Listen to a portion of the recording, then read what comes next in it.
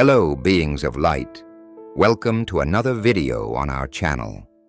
Today I'm here to share the story of a near-death experience of a young Brazilian man who suffered heart inflammation followed by 3 cardiac arrests, during one of which his blood pressure dropped to 0 and he almost died. Let's hear his story. My name is Rael Barja. I'm an actor, photographer. I'm 32 years old, and I had this experience when I was 18, on May 21st. It all began when I was living in Avare, in the interior of Sao Paulo, with my mother. My father worked far away, and my sister lived in Sao Paulo.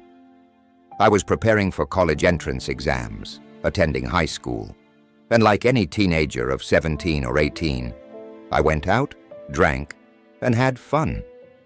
I caught a severe cold that wouldn't go away. A month passed, and I still had a cough, a congested nose, and felt unwell. On May 20th, I went to take a mock test at school and started coughing a lot. My chest hurt, so I decided to go home. I made lunch, still feeling strange, and in the afternoon, I began to feel chills and a very high fever, oscillating between 107 and 97 degrees Fahrenheit. I took some medicine, drank plenty of water, and went to bed. But 2 hours later, I started hallucinating. I saw bats in my room, heard strange sounds, and got very scared. I called my mother, who came quickly from another city. When she arrived and turned on the light, I saw that my chest was covered in blood from coughing so much. We went to the local hospital, Santa Casa. On the way, I began to lose consciousness, hearing and seeing everything from a distance. When we arrived, I completely blacked out. I remember being on a stretcher, weak, as the doctors began to revive me. I heard a nurse telling me not to sleep. During the resuscitation, my blood pressure was 0, but I was conscious, seeing everything. The pain had disappeared, but the despair of seeing my mother in that situation was overwhelming. I felt a strange peace when they injected something into me until the defibrillator was used. I remember the smell of burning and feeling pain again when I woke up in another room. The doctors didn't know exactly what was wrong with me. They suspected pneumonia, but the infection was severe. They debated whether to operate on me or transfer me to the heart hospital in Sao Paulo. They decided on the transfer, and I was moved to the ICU. My father arrived from Minas Gerais and found me coughing a lot of blood and pus. We secured a spot at the heart hospital, and I was transferred by ambulance. During the journey, the tube I was using filled with blood, and the ambulance team became worried. Upon arrival at the hospital, I felt my organs starting to shut down. I heard the doctors say my brain had stopped, and I couldn't respond. I saw my father in despair, but a nurse asked me not to sleep. At the moment when my pain completely disappeared, I felt a torturous sleepiness, but I fought against it because of my father.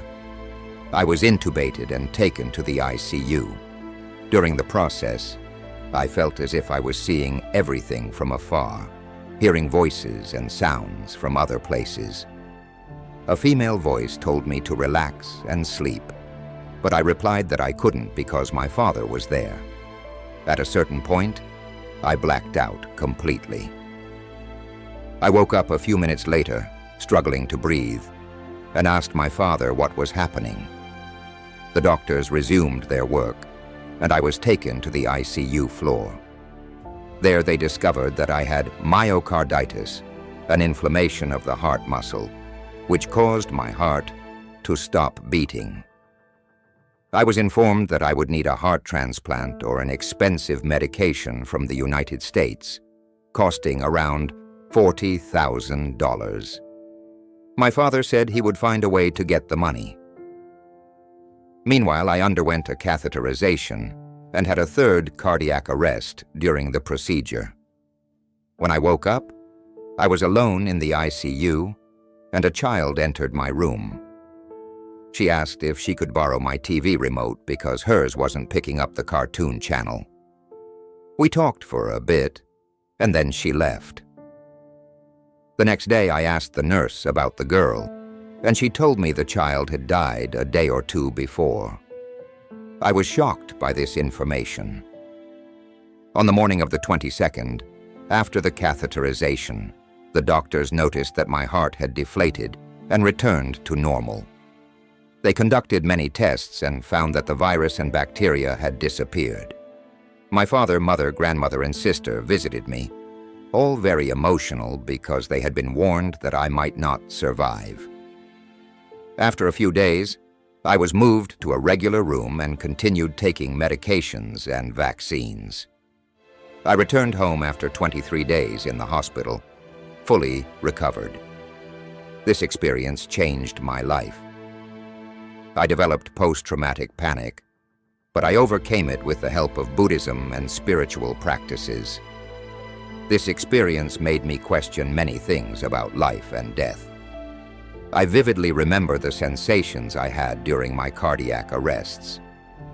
The first time my heart stopped, I saw my mother desperately trying to comfort me, while the doctors worked frantically to revive me.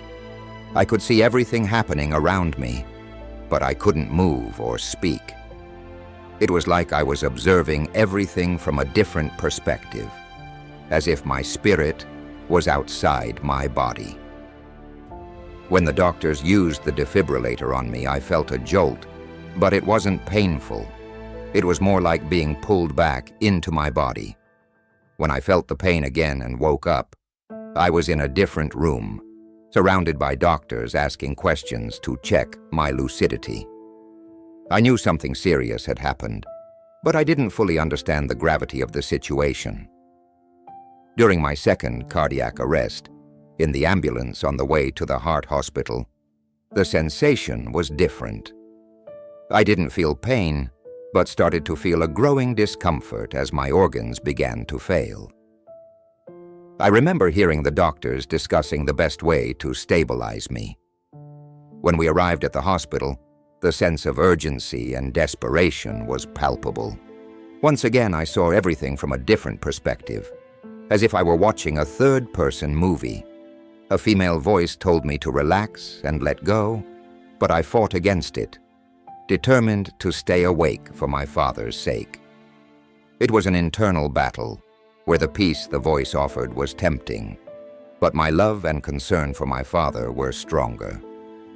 During the third cardiac arrest, during the catheterization, the sensation of leaving my body was even more intense. It felt like I was being pulled into a different dimension, where everything was calm and peaceful. I saw a bluish-white light that seemed to envelop everything around me. The female voice returned, urging me to relax and let go. But again, I thought of my family and resisted. The experience with the child in the ICU was another significant moment. She seemed so real, yet there was something ethereal about her. When the nurse told me that the girl had died days before, I felt a chill. It was as if I had glimpsed another dimension where the living and the dead somehow meet. After these experiences, I began to question the nature of reality and the existence of an afterlife. The peace and love I felt during the cardiac arrests were unlike anything I had ever experienced. It was a profound peace, a certainty that everything would be okay, regardless of what happened. The post-traumatic panic I developed was challenging. I had intense panic attacks, where I felt like I was reliving the near-death experience. With the help of Buddhism, I learned to breathe and control these attacks. I found comfort in spiritual practices, such as meditation and reading sacred texts. Attending different spiritual practices, such as Umbanda and Spiritism, also helped me find balance and better understand my experiences. Today, I believe these experiences were a gift. They gave me a new perspective on life and death. I know there is something beyond this life, something filled with peace and love. And this certainty gives me the strength to face daily challenges and help others find peace in their own lives. If you enjoyed this story, please subscribe to the channel and share this video with your loved ones. Let's let more people know that death is not the end. I'll leave it here and see you in the next video.